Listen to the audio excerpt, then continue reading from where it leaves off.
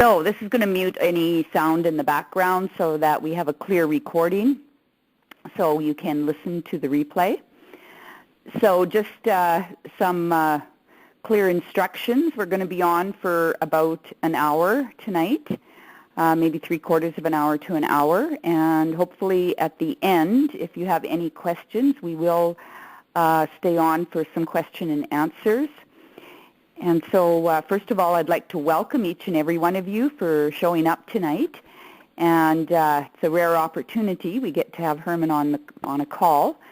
So I'd like to also acknowledge you for taking the time to be here tonight and make this connection. So some of you that don't know who I am, because we have quite a few people from Australia signed on, my name is Carole Maureen Friesen, and I have been working with Hermann Muller for the last 14 years, opening up new cities in Canada and United States, so North America. And I oversee hundreds of students and practitioners and master practitioners and teachers in North America. And of course, it's always a pleasure to have Hermann with us.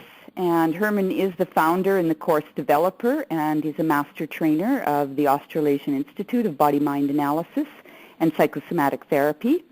And the Institute was established in 1989 and became a registered training organization in 2013. Hermann is also a... 2003. 2003, sorry. I'm dyslexic. Hermann is also a master practitioner of NLP and hypnotherapy. He's an intuitive therapist, and he's got a diploma in metaphysics, and he's a spiritual counselor.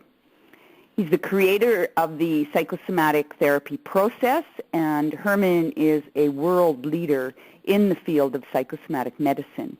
He is transforming our understanding of health through studying the psychosomatic messages of the body-mind. Quantum physics has proven this body-mind connection is the emerging health science of this millennium. Hermann describes his work as weaving the body-mind with spirit. Trace the silken threads woven so delicately that create the mosaic design of the fabric of life. Yep. Fabric, sorry. I had a piece of toast on my paper here. So welcome, Hermann. Everyone's really excited with you being here with us today, and there's a lot of people that have not met you because they've come through different teachers on Certificate 3. So we really love to bring our community together, and of course to bring our founder and director to share his message with the world. So welcome, Hermann. Thank you, Carole. Welcome to you and all those who are listening in. I hear a lot of your names from Canada, but then if there are listening in from Australia too, we welcome you too. So it's such a wonderful opportunity to connect, and I thank the wonderful technology that brings our world so close together that we are never far apart and can always exchange our energies and feel at home. So I would say good afternoon to you, because we are midday and we got a beautiful sun-shining day after some rain. So we are really in a period of growth. And with that, we shall be ready to start off with some good news. And I wait for Carole to ask me the questions, and I will possibly be able to answer some of them to the best of my ability. Well, the so first go thing, ahead, Carole. Yeah, the first thing I was really wanting to touch on, some of the points that we'll be discussing this evening, is what are the new energies emerging in 2014. Always looking forward into the future, and we've come through some havoc, so where are we going with this new energy? Well, anything new is a challenge to our human nature, because what we get comfortable with and have established so many things around our safety, our well-being, and what we already are aware of, then we got all these facts and things together to make a comfortable life, and something new comes up, and a house of cards fall apart, so we get unsettled and upset. But change has to come, and it comes every single day. However, this 2014 is a very special energy change where in metaphysics is called the birthing of the Aquarian age. Now the Aquarian is the water carrier, and the number 14 is 4 and 1, 5, which is also the same place in our bodies, which is the womb, which is the womb of creation and the womb of emotions that go up and down. And when there's sudden change in the weather, in the high seas, we often get seasick and wondering what's happening, and everyone seems to feel as if they're in turmoil. But unless the womb is stirred up with the new thoughts of energy, which is the male and the female creativity and the divine will of the Creator, and they go together, we cannot create. So it stirs up our emotions, and as soon as our emotions get stirred up from the status quo which we've just established, the solar plexus jumps up and down and says, how dare you? So we are seeing this on a very, very massive scale throughout the planet. So we are all beings on this planet. Our bodies are created from the chemistry, the minerals, the biology is created from the physical matter of this planet. Our consciousness isn't, but it has to work with this earth body. And if you look at this earth body, it is just like the planet. So if you look at our planet Earth, there isn't the turmoil going on in the North and South Pole, and the fire and the energy and the wars and dissension. It is happening most at the equator. And either side of the equator, within the tropics. If you really look at the greatest turmoil is there, where the largest amount of, you look at the shape of the earth, the velocity of its turning and changing is much faster than at the center core, which is the poles. So the stirring up of this energy now is stirring up mostly on either side of the equator in the tropical areas, and you see all the countries in that area are in massive turmoil. Because from the north to the south, there is so much difference of they are poles apart. Yet in the equator is where we have to equate and bring balance. So in our body, the equator is the heart center, where we have to bring balance. Yet the pole, the tropics are where our solar plexus is, and the fire and the heat that comes up and stirs and fights change is a very mammalian consciousness in us that does not like its habitat and its habits to be tampered with. So if any animal habitat or its offspring and its home is in any way invaded, it will fight back to try and establish the status quo that was there. Why did you come into my territory? So this is happening because change is taking place, and therefore we, with our own emotional brain, get stirred up, and there's a lot of expression of fire from your solar plexus, which solar plexus means the solar logos or the creator of our solar system. I have him in my solar plexus. So I am embodying God. I am the son of God, and therefore I want to play God and organize my life. Who are you to dare to change what I have spent so much time establishing? Fascinating, isn't it? So we are part of change, and we are only experiencing this because we are very fortunate to to be here at this time, because if we weren't really qualified for the job to be here now, we wouldn't be here. So we are, a lot of our souls that are feeling the impact of this change, or see that it seems to us unreasonable or unworthy of us to act like this, comes to our consciousness and says, why are you doing this?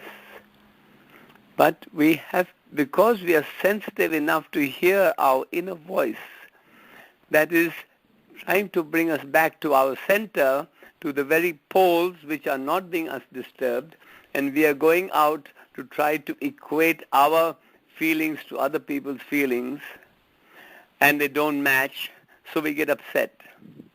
So we are learning, the biggest lesson is each one of us have to stay within our center.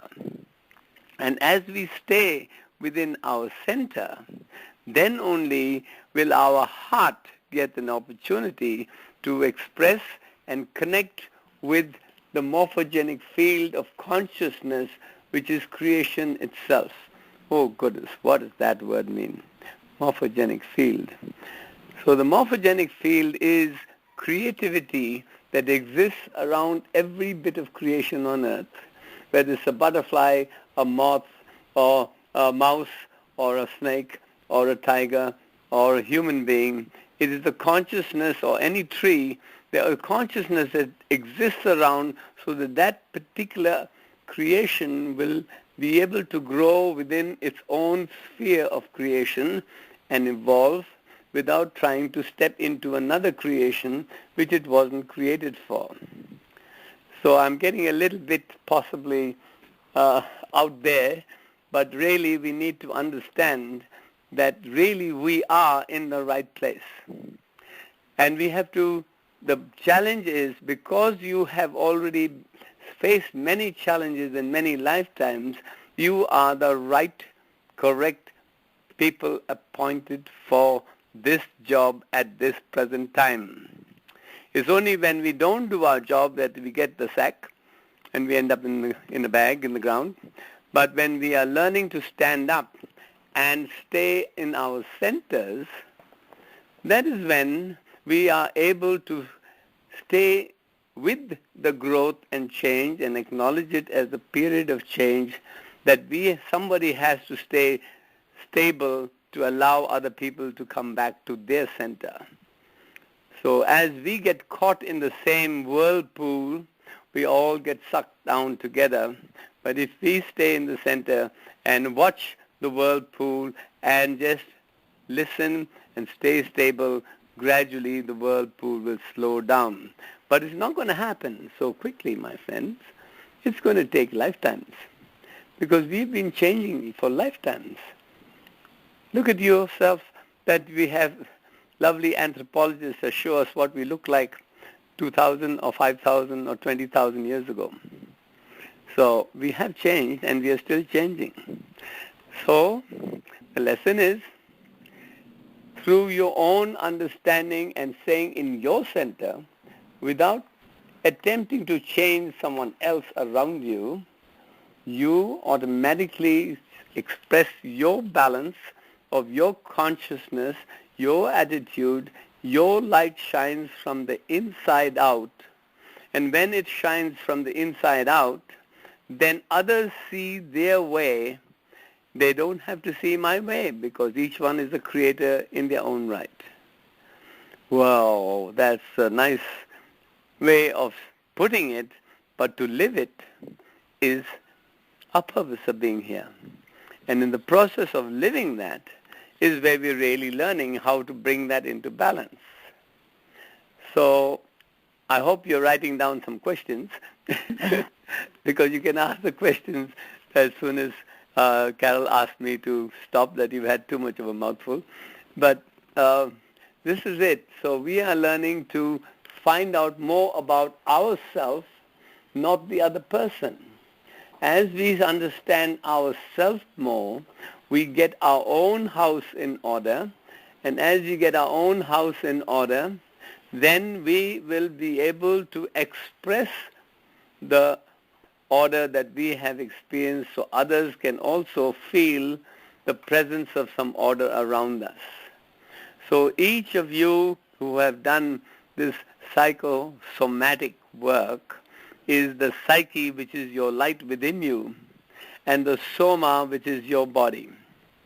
So all the basic philosophy of it is so simple that you are getting introduced to yourself, so you see yourself in the truth of who you are, your creation, your purpose, your creativity to add to other creativity, but in a way where you respect your own self and understand so that your company, your life, your abode or your body that you're living in will perform per that formation of the material body we have collected around our soul to bring more harmony.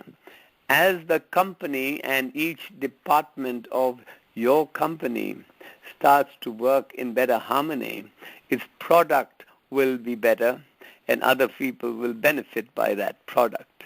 It's the product that will make the change, so it's the expression of the function of this body that makes the change.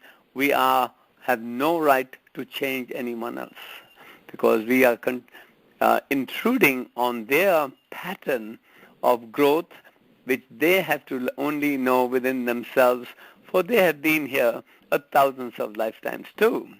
And therefore they are going through their own cycle of change. We cannot tell them what to do. So you will ask more questions, so I can pause now and let them ask some questions. 2014, that also equals 7, so it's back to solar plexus again. Also solar plexus. Yeah.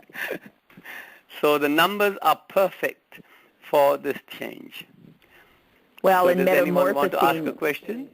yeah, at the end, Herman, otherwise we're unmuting all the time. So I'll just continue. So because it is such a challenging thing, we are learning to find our own truth in ourselves, or at least to get our house in order. So what is really stirring us so much? The stirring is because each one of us are getting in touch with our creativity. But getting in touch with our creativity cannot be creativity unless we are creating something different from the other person. Now each one creates in their own image of their own making and their own life purpose and their destiny. Their destiny isn't the same as the next person's destiny, because everyone has the same destiny, nothing will change, and nothing will grow, and nothing new will come along. So our differences are massive. The more we see, the more we get in touch with our creativity, the more we see the differences between me and the next person, whether in relationships, whether at work, whether in society, whether in politics, or nations with other nations. And you can see the differences that are coming to the surface so powerfully.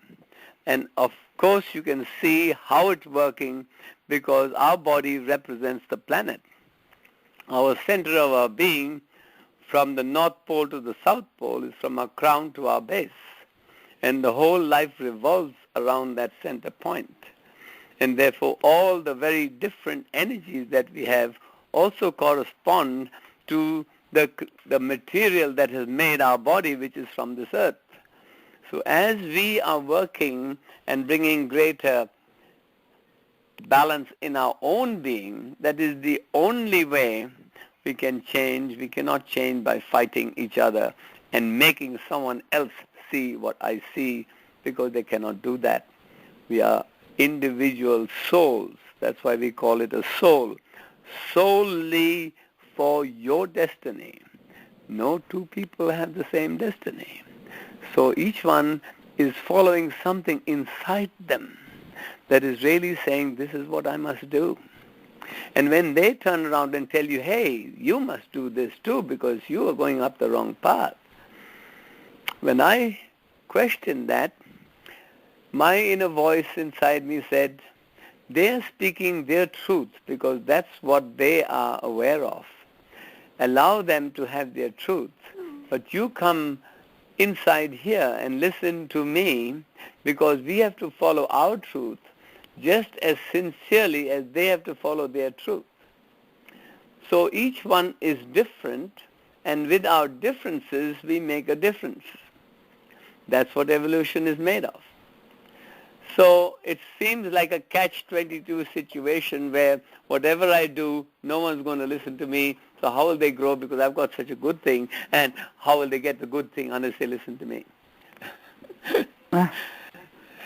So we are all rightfully right in our own righteousness because we have felt so deep within us, the core of our being says, this is what I must do, because you're listening to your destiny, which is different from someone else's. Amazing, isn't it?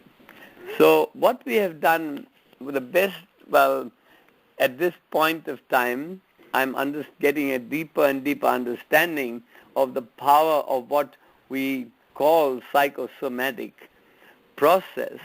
It's a process of the soma, or the body, the earth material of our body, and the organs, which are already organized for us through creativity, through the Creator, each organ and organs within the organization to do exactly what they are meant to do according to the DNA, but the body keeps shifting and changing, being reacted to other bodies outside of itself, not within itself. So when we have a reaction to someone else, it is our reaction to that person, not that person. That So, person Hermann, is having their reaction. That's right. If So all had the same reaction, nothing will change. So the importance of embodying psychosomatic therapy, that's truly what the work is all about. It's about Exactly. embodying it ourselves. Exactly. So just if we touch a live little our bit. truth, if each one lives their truth, they will feel better. When they feel better, and if 6 people in a group feel better, the group will feel better. If 100 groups feel better, they'll make that much more good feel-betters around them. Those who come to them will automatically be mixing with someone who feels better. So it's only the consciousness that we emanate in our unconscious behavior, but consciously growing with it, but we are unconsciously breathing it out, we are expressing it, we are emanating it through our body language, through our voice tone, through our actions and reactions, that eventually start to rub off on others so they feel they're also free to be who they are, and therefore their creativity also comes, and their organization in their body of their organs and the different energy centers come into more balance, and they're not affected by the turmoil of others' requirements that I must follow, which I'm brought up right from young to obey all those different directions of other people in my body when I'm growing up. So they're so ingrained in my body of listening to other people that I forget to listen to my own people inside me. So that's why the way we go about the psychosomatic process is only introducing you to you.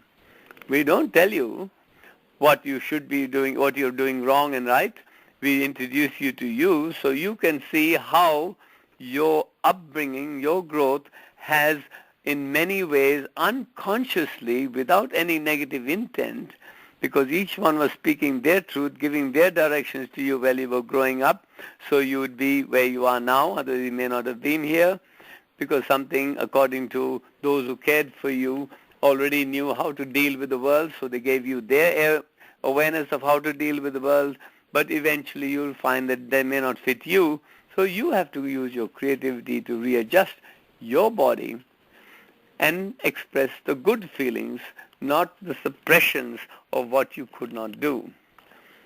So collectively, the more souls are there on the planet, the more powerful this creative change is taking place. I think that was my next question, wasn't it? How do we as a collective make a bigger impact on the world. That's it. And that's where I'm leading you to, because I've got the question in front of me here. As a collective, we start to create and emanate our attitude, our behavior, means being what I have inside me. When that is more in balance, then I act in better balance. The environment I create and reactions may be a little bit more acceptable to others, and as that we have the ripple effect that keeps on gradually spreading and touching many others. So the thing is to keep our finger on the pulse of our reactions. And every time we feel the throb of our heartbeat, which is off balance, so to speak, is when we have to come back into our center to feel that that throb of life has been ruffled a bit, and bring it back into the center, because the animalistic aspect of ourselves, the mammalian brain, has only single-mindedness. This reptilian brain is the central nervous system, electrifies the whole body as to say, this is not right, I want to save myself first. So those are the two aspects that humanity has come to overcome and bring more balance, because there is something more than that just survival, just protection of your habitat, protection of things that you have put in your rational mind to safeguard you against things that have been dangerous for that mammal to his habitat and his caringness. So as we gradually start to rise above that response, which is hormonal, goes straight into our blood, doesn't ask anybody any permission, because we have to save our own life and our own feelings first, rushes over there, we have to learn to breathe. Take a breath, get your house in order, get the heartbeat falling again, because with each breath we draw in something new into every cell that has never been there before, because the air that I was breathing 3 minutes or 10 years or 30 years ago is not the same. Everything out there has changed, and I've got to bring it into me to make myself more acclimatized with what is out there and which has changed. So as soon as there's something that disagrees with me, and the mammalian brain or the reptilian brain or the protective part of you stops you because it doesn't want to do something that it doesn't have control over, you shorten your breath, and therefore you don't breathe that change into you, and therefore you're stuck with that. But if you were to relax and just take a deep breath and bring new energy into your body, those cells are going to be replaced by new energy inside them, and they will release the old chemistry and the chemical consciousness that was interrupting the growth and the change of that cell, and the trillions and trillions of changes are happening at such a fast rate, we cannot organize it with our brain or with any body. It's happening at such a creative level that we have to learn to surrender and trust. And that's why the solar plexus challenge is trust and openness. You have to let go of control and just trust, because your soul is there, and the Creator is in you, and we have to trust the creativity in us, that it is okay if you only trust, because only then you will change what has happened, because you cannot change what has happened by holding on to things that have happened, because you have to change, because every day is different. So as we breathe and relax and allow our body system, our pulse to get back to normal, we will automatically restabilize. We're not going to shoot off and go to heaven straight away. We've got a lot of work to do yet. So we're stabilizing in that moment. Gradually, as we learn to restabilize in that moment, and everyone I'm talking to now who have done this work realize how they have changed. No one has changed them. They just felt more comfortable in the atmosphere and dealt with in a different way and reacted in a different way because they trusted the atmosphere, that they changed and made such miraculous changes, amazing changes, that really it's people out there who haven't been through the process find it hard to believe that something like that, when you're not taking anything, you're not taking the right medicine, you're not taking the right food, you're not taking the right this, you're not taking the right that, how can you change? Because everything is because what somebody else thinks and what someone else is going to sell you, which is better than what something else was sold to you, because you're really sold out to other people. You sold your soul and went to other souls for instruction on how your body should be. But only you can change the changes in your body. Otherwise you're reacting to other people's acting, and therefore your own soul is losing the consciousness that we should be giving it, losing connection with us until it is so separated from the soul that the body stays here and the soul has to leave. That's pretty tough words, but it's a fact. And it's so logically a fact. Logically means logos, creator, and from that center point is everything. So it's so logically clear, but to achieve is the journey. So the next step is we want compassion from everyone else. We want understanding from other people. No one can stand underneath me, nor can they, when other people come with a passion for me, because the passion in each person is only within themselves. They can feel things, their reactions may change, but they can't give me compassion because only I can react with compassion within myself. There is not one feeling in this physical body and all its complex construction and structure of trillions of cells that are changing every second, which quantum physics and all shows us so clearly now, that is really made by someone else. It's only made within our own body. And our own body is a reaction to someone else, not to someone else. Unless they chop our head off or cut our arm off or something like that, and then they have to pay the price. Because the moment someone damages my body, they have to pay the price. And when I damage my body, I pay the price. There's no choice. The law of creation is the same for everything and everyone. If I damage my body, that part of the body has to pay the price. If I keep on damaging it, eventually my body has to pay with my life for treating my body so that I lost my life. So I lose my life. But if I take someone else's life, I still have to pay with my life. Because that's the universal law. It's the universal law of creation. So, over to you, Carole. I've been talking a lot. Any more questions? Well, I was coming back to the diaphragm because that's the center point. I mean, it opens up the solar plexus. It's always back to the diaphragm, which I call the muscle of the personality now. And that's the muscle that connects us with the world outside. If the diaphragm and also the heart. Up, we can't connect with the world outside. We are trapped inside, like an animal. Well, and it opens up the heart up into the next energy center. So it's coming back to it doesn't open up the heart. The diaphragm, the breath opens up the heart, because unless there's breath coming in and the diaphragm moves, then only the heart can function. Yeah. So we have to use the diaphragm very consciously to connect the animalistic, reptilian being inside us to a world outside, which will add new things to this being and also allow the creative energy to be evaluative between the rational and the creation.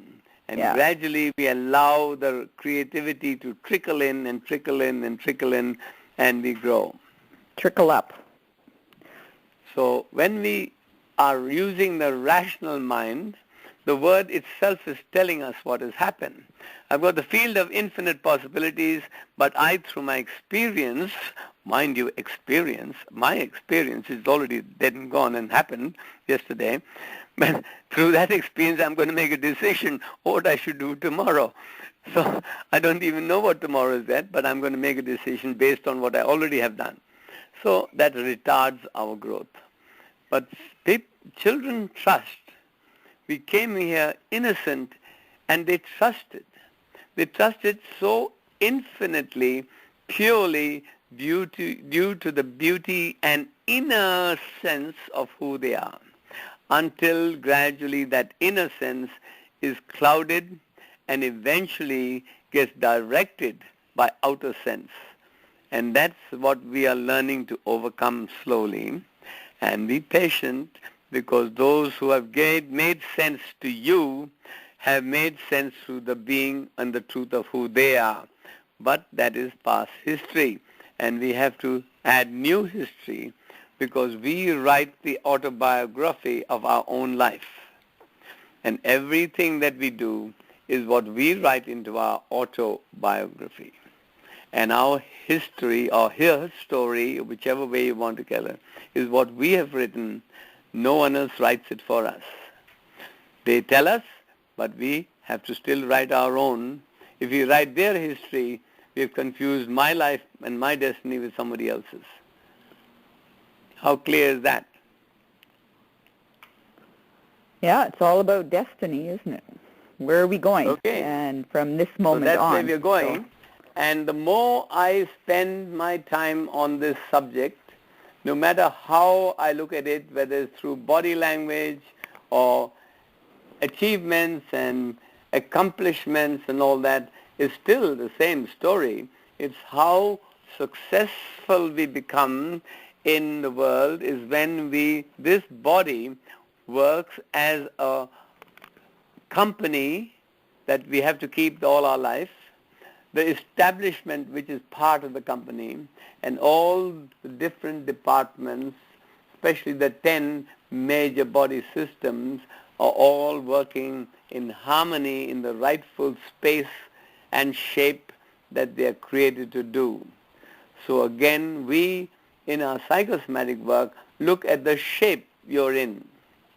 And that is the first name that I gave this work, why am I in this shape? And by looking at the shape, I see on the outside already where and what is happening and what's happened to the internal structure of the body, the body's soul, how gradually it's shifted and changed from its creation into some distortion by its reaction to others outside of it. It was not created like that, or it may have been created, some of it in already starting to be created in the womb, because the creator within that being itself also had other restrictions through the body it was creating it from. So some of it comes from our parents. We have genetics, family history, family different qualities and all that we pick up. Then we pick up much more for the rest of our life, and then it never ends there, because as we grow up and have more choice, then we look at all the millions of other choices that are offered to us by millions and trillions of other bodies, and every body is constantly changing. Look, I've got a better product than that. That'll fix you. No, I've got a better product than that. And that's all. We never, in our body, we're listening to all the better products, not the producer who is inside you. So that's why psychosomatics says you can only find your truth within yourself if you learn to keep order in the company and the business you have been given the responsibility to run. And it's a complete And you don't process. have to be the president of a country to prove that. You just have to be the president of the part of the world that you own. And you have to preside over it and make sure this part of the country that you have taken the responsibility of is run properly. No, I'll tell the president, I will tell the king, I will tell the prime minister, I will tell everyone else, because my country is not running properly, my company is not running properly, so I've got to tell somebody else because they must be stuffing me up. I never intended to. So we have to come back home. There is no other choice we have, really, except to set our own house in order, not anyone else's. There's war.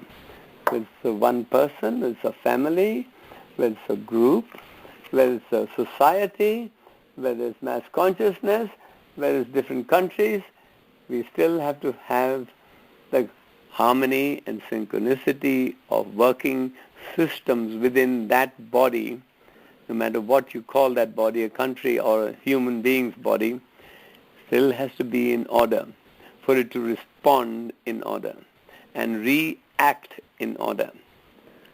So Hermann, Yep. the new energies now which are emerging is like I find everything moving so fast that the veils are lifting. We're more of our soul energy is automatically coming through, whether we're fighting it or not. Well, we fight it more because then if we are full of fight in ourselves, we are all primed to fight someone else. And because I believe and I can see it so clearly, when someone else wants to change me, I fight them back. Because I'm not going to let you change. But the solar plexus is doing the fighting. The souls are not fighting. They're all from the same source. Yeah, but that's the creative energy emerging up through us. And to be more of our soul's energy is to release things that no longer serve us in our physical body, in our physical world itself. And it's a process. It takes time. It takes a step-by-step process. And a lot of the people that are on the call tonight are students, either going on to level 2 or ready to go on to the masters, which is the next level program. So if you can touch a little bit on the masters, we will be running. But the levels never stop. No, they never stop until you until you leave. So when you become a master, then you start to look at it possibly from I know better now, so I'll tell other people what to do. Because I'm master. When I become a teacher, I become even more challenging because I'm not going to take anything from you. You do as I tell you. I'm back in school again. So, and when the teacher doesn't get listened to, he gets upset too. Because I'm here supposed to teach you and you're not going to listen to me. Why are you here? So it's the same human nature. So when we go higher, we question more things. When students come to your class, they're coming and they're much more open to change. And they're so willing to hear someone sees so much in them that nobody has seen before. It's such a beautiful feeling, and I've seen so many hundreds of thousands of people now in these 45 years, how phenomenal that effect is. However, when we step up the ladder, back to the same thing. I know better than you, so you don't tell me. And we get a step to another ladder to the teachers. I know much more than everyone else, so I am going to tell you what to do. So again, we go back into the control issue. So if we stayed with the same inner being that we were when we first came to the class as a student, we would learn so much as a student, but as the masters, we don't learn because I'm already a master. Who are you to show me something that I don't know already? So again, the solar plexus starts to take over because I've got a medal. So I wear the medal on my belly, on my belt. And then the next medal I get is I get the throat because I get to speak my truth and I'm not going to listen to anyone else's truth.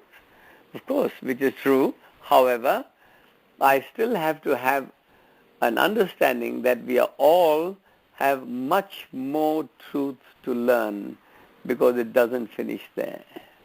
And that's the challenges when we're going through different levels of our courses, that so many drop away after the certificate 3 because I've got it. I don't need to learn anymore. But we've been doing this for millions of years. We still come back to school. We finish, go back there, send us back again. Send us there, send us back again because everything has changed. So you think that because you're in the same body, but because you've gone from certificate 3 to 4, now you don't need to learn. Or you go to become a teacher. Now I definitely need to learn. I'll tell everybody else what to do. But we're back to the same scenario again. We are always learning. We always have more to learn. As soon as you stop that, you come to a standstill. And that's why you see the progress, Carole, as you already have had so much experience in this, and see the numbers that come to Certificate 3. But we come to Certificate 4, they suddenly got enough. I know enough now, so I don't need you anymore. So I go back to the old patterns and think that what I've learned is already enough for the rest of my life. But it doesn't. Everything has changed also. You have to keep up what you have learned in Certificate 3 and keep it up when you are done the diploma, because your life hasn't finished there. I was so thankful when I finished my high school. I said, God, that's the last examination I have. Thank goodness, and I passed it. But when I came into life, I thought I hadn't even gone to go to kindergarten yet. It started all over again. And this is what it is. And we have to realize that no matter where even I am now, with all that I have learned, I'm still in kindergarten. Because the more I see, the smaller I become, because there's so much more to see. So, and you can't ignore it.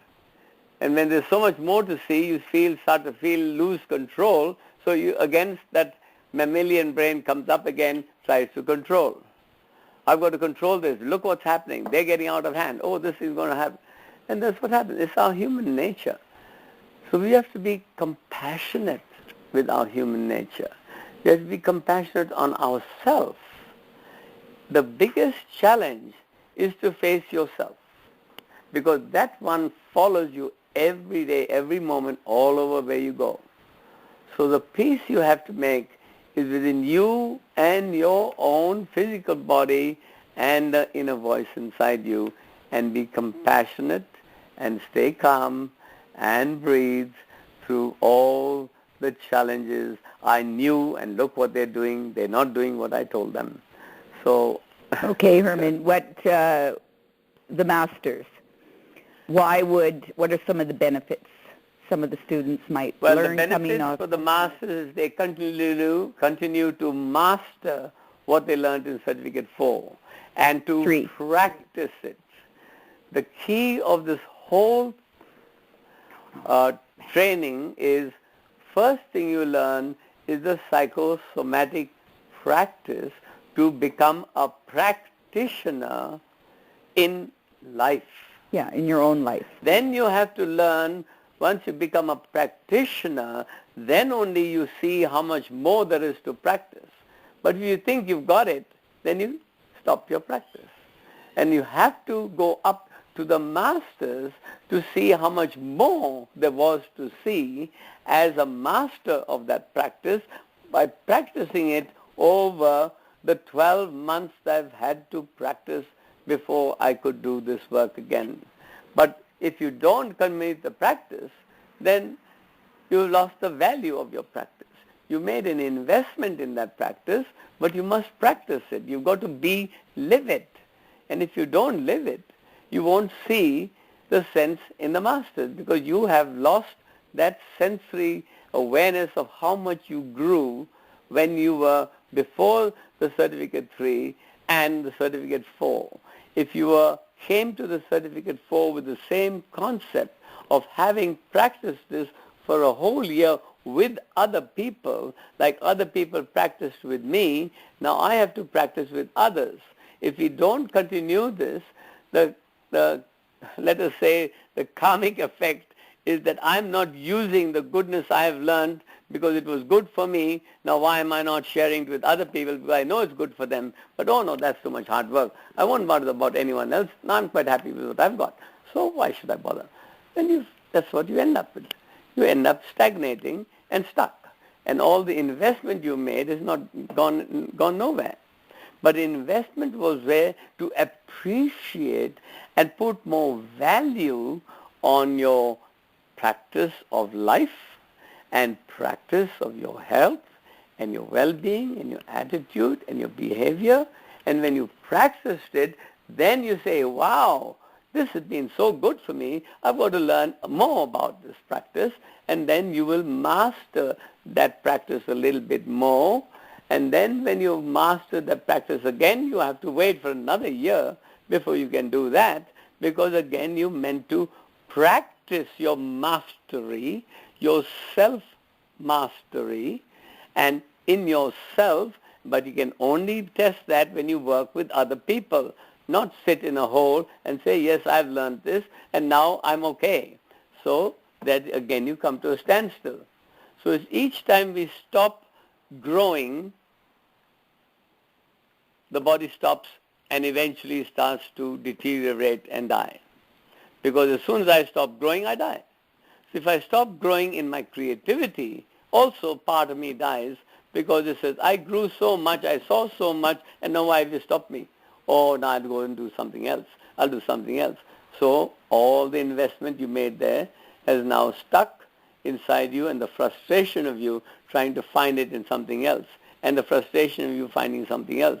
And that's what's happening not only in the psychosomatic world, but it's the mass consciousness that is allowing, we are allowing to invade our consciousness by trying to hold and control things around me.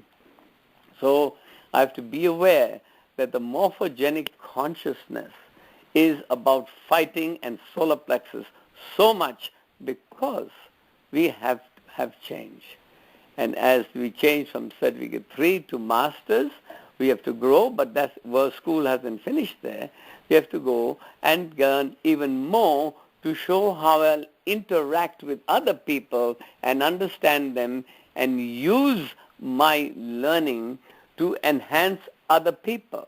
As soon as you stop using your creativity to enhance creativity for others too, you are no use, not employed anymore, so that quality dies. And then it comes to stagnation and you have a frustration. Then you ask questions. But if you continue doing this, like I've been doing it for 35 years, I'm very happy doing it and I'm still growing. And I'm amazed of how much more I have learned since last time I even taught the last class.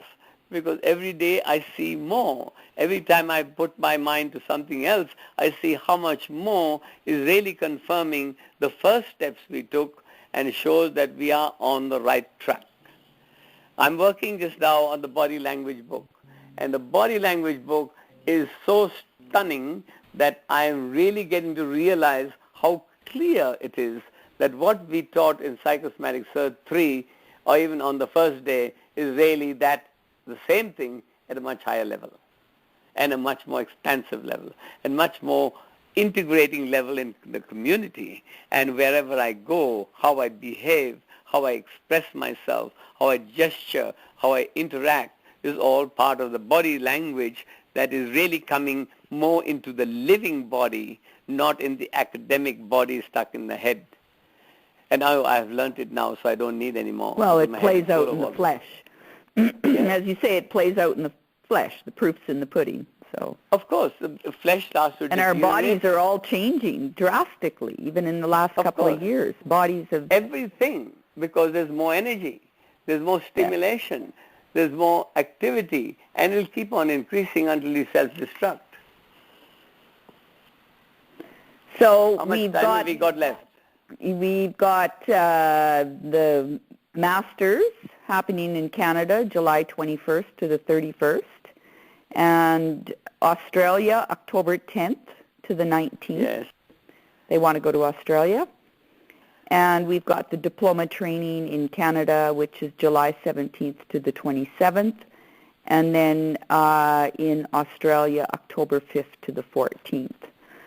So most of the people that are on the call, it's about going to the master's level. So in those 10 days of the masters, it's becoming more and more in alignment with yourself and some of the idiosyncrasies that we come up against even in Certificate 3. We can go back into old habitual patterns. And in the masters, we start wringing it out, let's say, deeper to the core issues. It gets deeper and deeper, and we really mastering, it's about self-mastery and how you can bring that into into your families and into your circle of friends. We all touch people very differently in different types of work. And the Masters is about mastering yourself and coming more and more into alignment with your soul's purpose. 100%.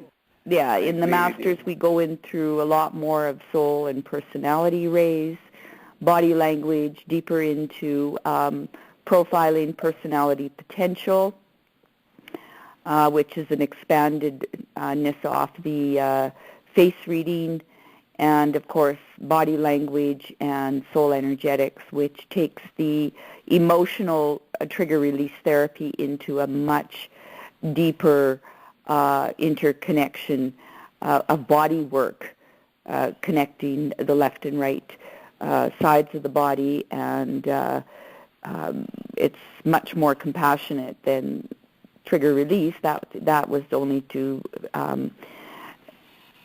teach people how to find the triggers on the body, but then now how to integrate the body work, and that's why you call it soul energetics. It's about energizing the soul and getting out of the head. And the more because that connects the body and soul together when you energize the body and keep the consciousness alive while you're doing it. That's why the soul feels the body, feeling the energy of its presence there. Yeah, and for the Masters, taking 10 days just for you and your soul in a small group. We don't do many people in the group. That's right. And Hermann and I and a lot of the other teachers are there. It's a way of coming together for 10 days to celebrate your own life and your purpose and where you want to go with your life, and getting that deeper connection to your soul purpose. And it's practicing the work and seeing it deeper and deeper and deeper. So, so can I ask something? Yeah. If we're going on 8 o'clock. Yeah, if our bodies feel better after certificate 3, why would we give up a good thing when we can see how in a short period of time I can make such a shift? Why wouldn't I want to continue to make the shift? And I have to keep practicing it and must live it. Then I will continue to grow. And then there's no end to growth, because the teachers isn't the end of the line. The teachers is the real beginning of service, so others can also benefit from the light that you can radiate to shine on many other lives. Yeah. That is the key. That is the peak service. And if you do service to yourself and then you stop with that service and don't spread it around others, then it destroys your own body and your own career. And you have to keep growing, because after doing teaching for so many years, I'm growing. I'm still growing. I'm fantastically having a wonderful time and seeing how much more there is to learn, that I haven't hardly touched the bottom step. So my last question was how can we be more of service to humanity just by being more of who we are? Yes, that's the thing. But we have to keep the work up. Yeah, it's like I was going to celebrate. One of our teachers is on the call tonight, Bernice. Good. And that's the way. Oh, lovely. Bernice is on the call, and I saw something on Facebook the other day, and I says, oh, my God, I'm so proud of Bernice. She was doing something in the old folks' homes. She was doing a 2-hour session with them, how to walk and breathe. And wonderful. Bernice is like 72, and she took her teacher. 72, and she's doing service. See, you don't have to be a teacher. You have to be a human. Exactly. So it can be used in so many different ways. That's the thing. Not even about becoming a teacher of this work. We're all teachers. We're all practitioners. We're all giving counseling to other people, friends and family. They ask your opinion. Well, here you give a... Well, there is a catch in this work. If you learn something good and you know it is good for humanity, If you hold on to that and don't share it, that is going to hurt the soul, and the soul wants the body to be in service, because the soul has come here for service.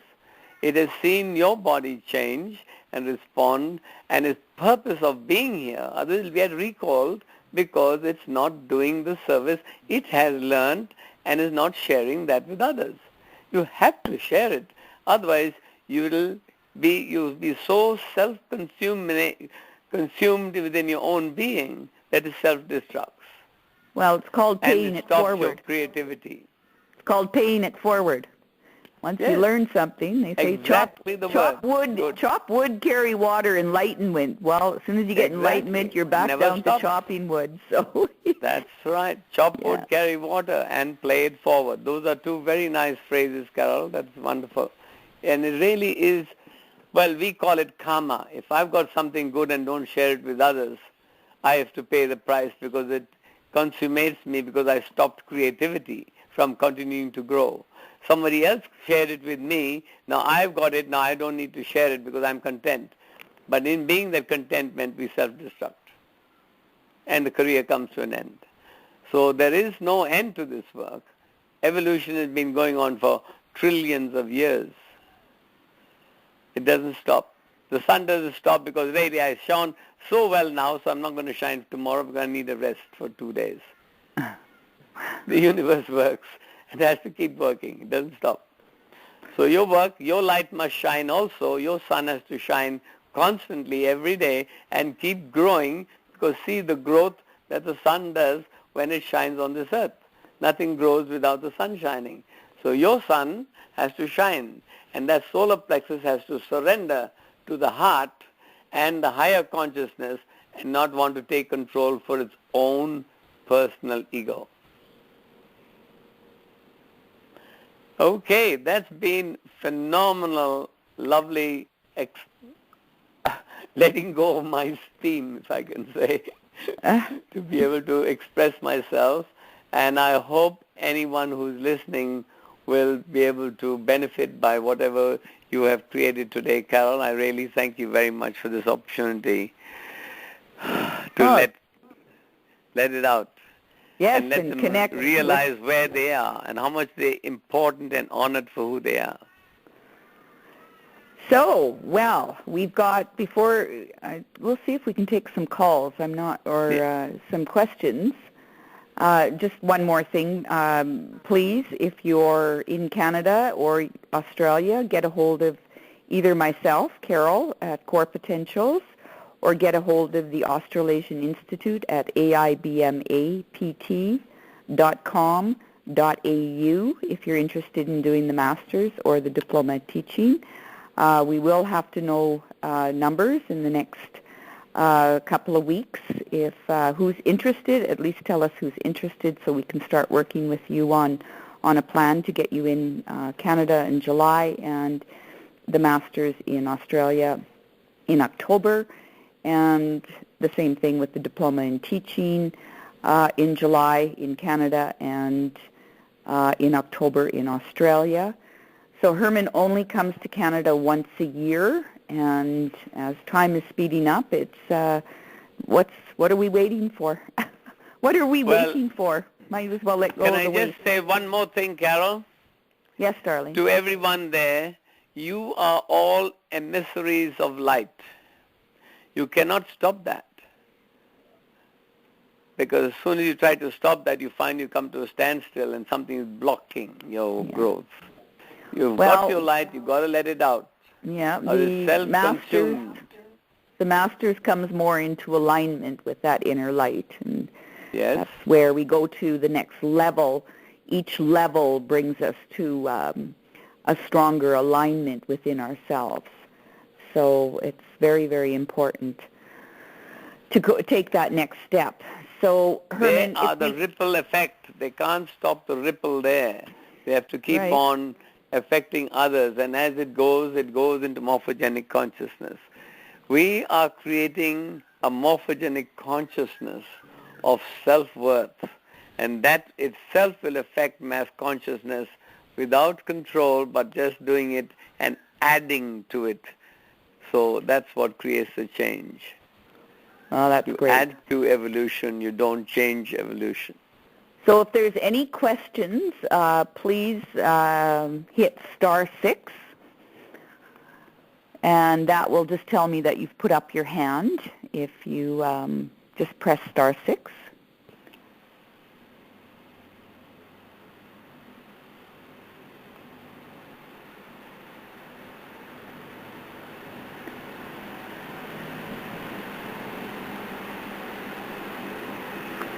Okay.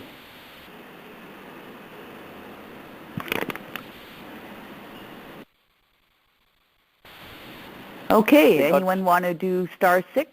I guess I didn't have that right. I just turned it on.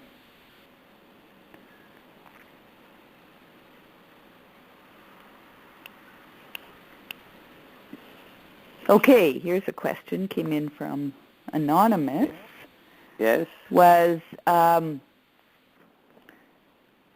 you talked about the emerging energies of 2014. What did you mean by about the solar plexus and the equator?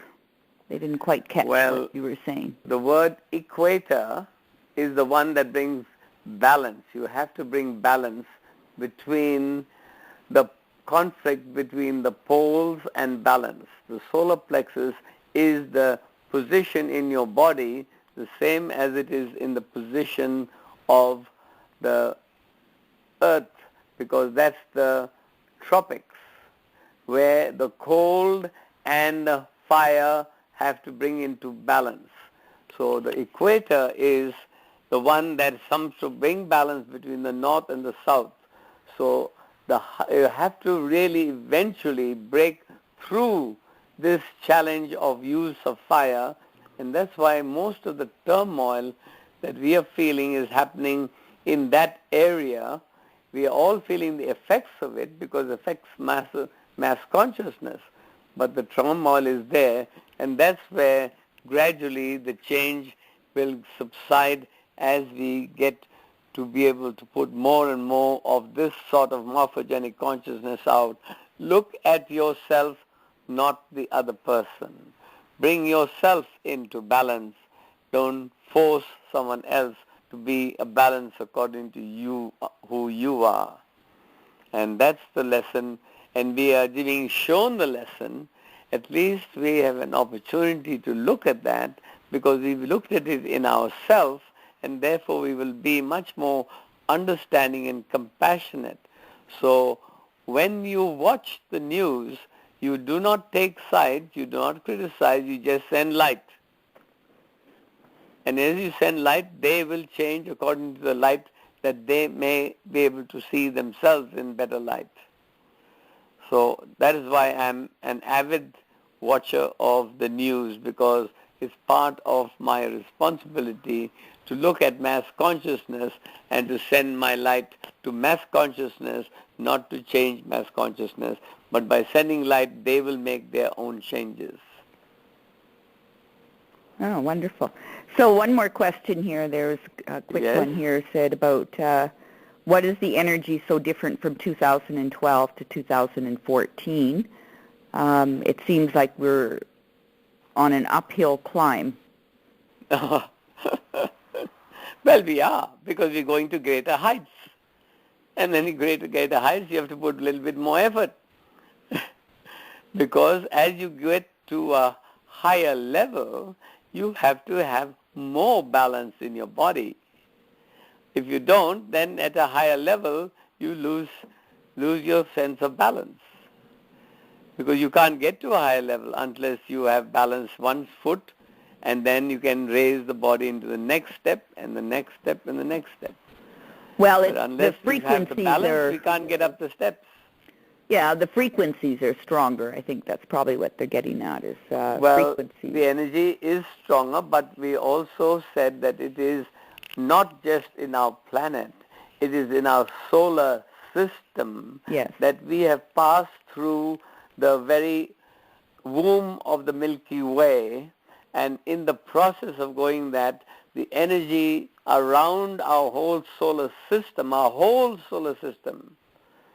is being energized to give a massive, massive burst of energy of light into us, and this energy only stirs up more of what is there, so we have to learn to make more balance in what is there.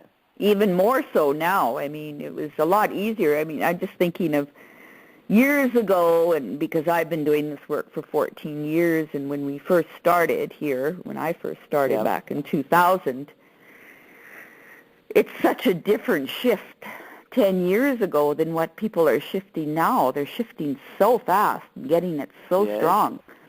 When I started in 1985, it was also very different. Yeah, it was like cement. Nobody wanted to even listen to what you're talking. What is this garbage you're talking about? Yeah, take responsibility. So people are far more sensitive, want to really so much desiring to create this change because they have the presence of light within them that is stirring them. And the stirring says, I want change. Depends on where you are coming from, because it stirs everyone, whether in the tropics or in the poles. But because they are more in the fiery realm and have lived in that more fiery way, they get affected even in the fiery place. But that all has to change within themselves, and it will. We are only looking, we are in a point of history. 20 years from now, we might be able to see the difference. But at this point, when you're in the midst of it, you do not see happen because it hasn't happened yet. Okay, Herman, I think we're at the top of the hour here, and I'm going to unmute everyone if anyone just wants to say hello to Herman and big cheer. And so I've got everyone unmuted now. So say hello. Hello. Hi. Hello. Thank you. Thank you for everyone's listening. coming on now. We've got Nadine. Light Sue workers, McKenzie. carry your torch. Okay. Lots of anonymous who say who you are. Okay. Thank you very much. Who's Just this? send us something on the Facebook or the email or anything. We'd be happy to hear it. Okay, who's on? Let's just hear who's on. Kim Clark. I'm Michael here, and thank you very much. Who's that? Michael and Saba. Oh, Michael, okay. Oh, And Kim Clark was on from Vancouver. It must be our anonymous one. So lots are on the website or the webcast. So let's just give Herman a cheer and thank you everyone for being here, and let's get more into our power coming into the masters and the teachers, and hoping to hear from you all. So give you a cheer. Thank you, Herman. Love you. Thank you, Carole, and everyone else. Love from Mari and the Institute, everyone. Okay, have a wonderful evening. And there will be a recording on this, so So we will be able to listen to it later? you betcha. Okay, thank you. Night, everyone. Or good afternoon, Australia. Thank you all. Ending call. Bye.